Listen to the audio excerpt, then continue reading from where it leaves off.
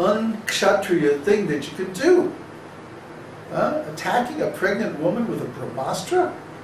I mean, that's like nuking a penguin, you know? I mean, it's just like, it's like the horrible, most cowardly thing that you can do, you know?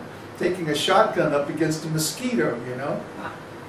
And so everybody was saying, no, you should withdraw it, withdraw it.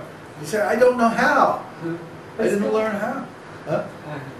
So I brought up this point that he had gotten the weapon in an illicit way, in a cheating way. And I said this in the class. And this was a big class, a very important class, because there were a lot of disciples of Ramapada and Bir Krishna Maharaj who had come from Seattle, and mostly of Indian descent. And there was a couple hundred people. The temple was full, you know, even though it was early morning class. And so all of a sudden the atmosphere got very, very chilly. And he says to me, I suppose you want me to comment on that. And I said, well, yeah, it would be nice, you know. Well, I'm not going to. And then later I realized that what I had done by bringing up this passage was, I mean, at the time actually I was just interested in talking about the scriptures. Yeah. It didn't occur to me that what I was doing was bringing up the point that they had become gurus by cheating also. You see? So they felt threatened straight away. Just like, yeah, so he felt threatened. He thought that I was saying something political. He took my statement in a completely different way than I actually meant it. I'm not doing anything wrong. And he got upset. He got upset. He thought his authority was being challenged. All I was doing was inquiring, you know, what do you have to say about this? But you see, in an atmosphere where real discussion is prohibited, is censored, and where people have positions due only to their authority and not to their actual realization, that kind of inquiry is discouraged.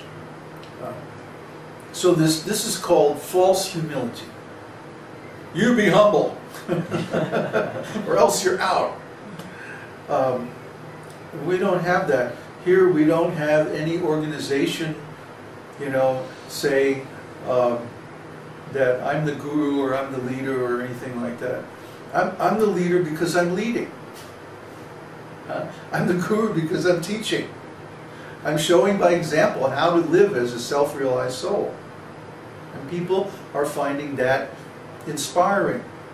So they're following, not because I'm making them, but because they want to. They want to get the same result. They want to get the same benefit. So that's a whole different ball of wax.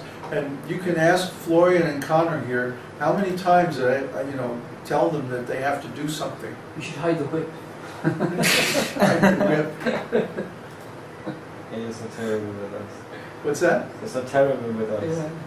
Yeah, well, you don't hear them complaining, so they have their chance. Yeah, shut up. You have to untie me, otherwise I can't. Krishna. Sua says, I have seen the same kind of feeling threatened behavior in professors in universities. Who said that? Suhas. Ah. Well, yeah, because it's the same kind of thing. Usually the knowledge that the professors have is dated, for one thing. They don't keep up with the field unless they are a very, very good professor and they're driving the field. And the other reason is that the knowledge that they are teaching is more or less propaganda. There was that wonderful quote that Florian found on the science site or the evolution site, where a science teacher admitted that what we do is more or less brainwashing. We present our case without any real practical examples, and we don't encourage questions, nor do we discuss the opposing arguments. You see? They're afraid. They don't want to discuss the opposing arguments because somebody might think, oh, well, that's actually a pretty good argument. We aren't afraid to discuss the opposing arguments at all. We'll talk with anybody. We'll talk with a scientist, a politician, other religious people, or anybody about any subject, because we have the confidence in our lineage and in our philosophy that these arguments are correct. After all, in all this time, nobody has ever demonstrated actually how the creation took place. There's no way we can go back in time and observe it while it was actually happening. So everything that we discuss about the creation has to be indirect, philosophical. The thing is, the scientists don't want to discuss philosophy. They'll say, no, that's for the philosophers.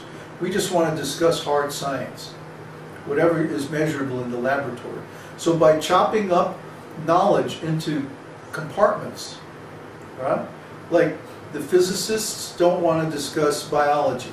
The biologists don't want to discuss experimental theory. You know, the theorists don't want to discuss philosophy. The philosophers don't want to discuss theology. The theologists, is that a word? Yeah, that's a word. Oh, but now it is anyway. The theologists don't want to discuss science. See? So everybody's got their little specialty, and they don't want to go outside it. But you know, the world doesn't regard their boundaries very seriously. The world is a big place, and it's got all kinds of stuff going on, and we want to know why. So it's fair to discuss this with anyone and everyone. But the scientists don't want to discuss with us. They don't want to even let us in to the discussion. And if we would go to a scientific conference or something like that, they wouldn't let us speak. They wouldn't let us ask questions. So it's the same thing. If a field of knowledge is only, it can only be maintained by the force of authority, then it's very likely that that knowledge is a lie. You see?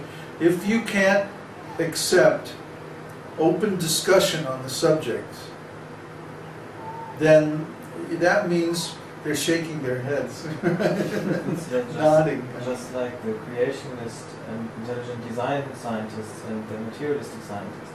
The materialistic scientists are officially refusing to take part in debates with intelligent design scientists or creation scientists. Yeah. He's saying that the orthodox scientists are refusing to take part in debate with the intelligent design scientists. This intelligent design movement is becoming quite professional and sophisticated, and they're actually founding a new discipline of science. So actually it does deserve to be in the schools and in the textbooks and like that. But the orthodox scientists, what do they call them? The conventionalists? Or the... Who calls whom? Huh? Who calls whom?